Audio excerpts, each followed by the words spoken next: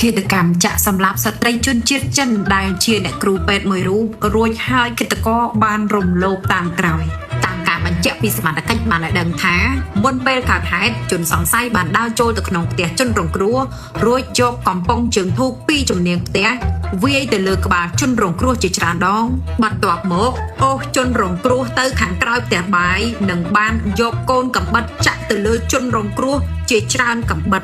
បណ្ដាលឲ្យជនរងគ្រោះស្លាប់នៅពេលនោះជនសង្ស័យក៏បានធ្វើសកម្មភាពរំលោភសេពសន្តិវៈទៅលើសាកសពជនរងគ្រោះតែម្ដង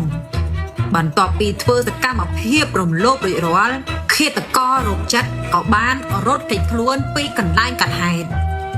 យោងតាមការបញ្ជាក់ពីបងស្រីបង្កើតរបស់ឃាតករបានប្រាប់ឲ្យដឹងថាកាលពី5ឆ្នាំមុនប្អូនប្រុសរូបនេះក៏បានសម្លាប់ប្អូនស្រីបង្កើតរបស់ខ្លួនឯងម្ដងរួចមកហើយក្រោយពេលកើតហេតុឃាតករត្រូវបានបញ្ជូនចូលទៅពន្ធនាគារចាជាប់គុកឬថាជាប់បានតាពី3ឆ្នាំទេបងស្រីគាត់និយាយអញ្ចឹងក្នុងបទសម្ភាសន៍បងប្អូនព្រោះថាគេរកឃើញឃាតករមានជំងឺសរសៃប្រសាទអញ្ចឹងគេសម្រាលទោសក្រោយពីចេញពីពន្ធនាគារមកវិញយកមាញ់នេះបងប្អូនទាំងអស់គ្នា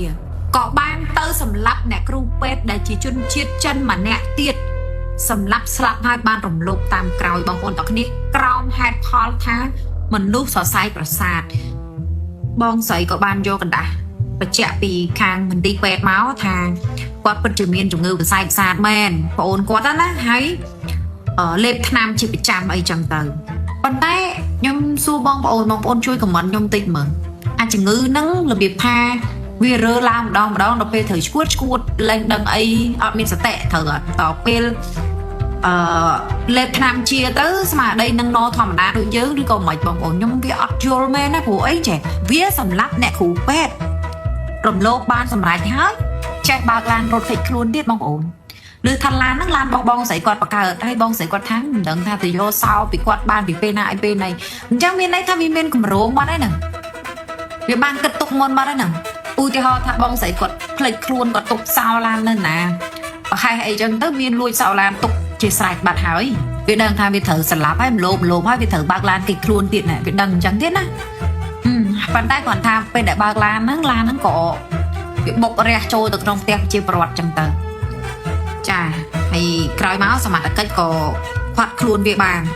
ឥឡូវហ្នឹងគឺបញ្ជូនទៅអធិការដ្ឋាននគរបាលខណ្ឌដង្កោឲ្យដើម្បីអនុវត្តតាមផ្លូវច្បាប់ហើយសូមបញ្ជាក់ជូនផងដែរថាហេតុការណ៍ដែលបង្កឲ្យមានការភ្ញាក់ផ្អើលនេះគឺកើតឡើងកាលពីវេលាម៉ោង 6:00 នាទីយប់ថ្ងៃទី12ខែកក្កដាឆ្នាំ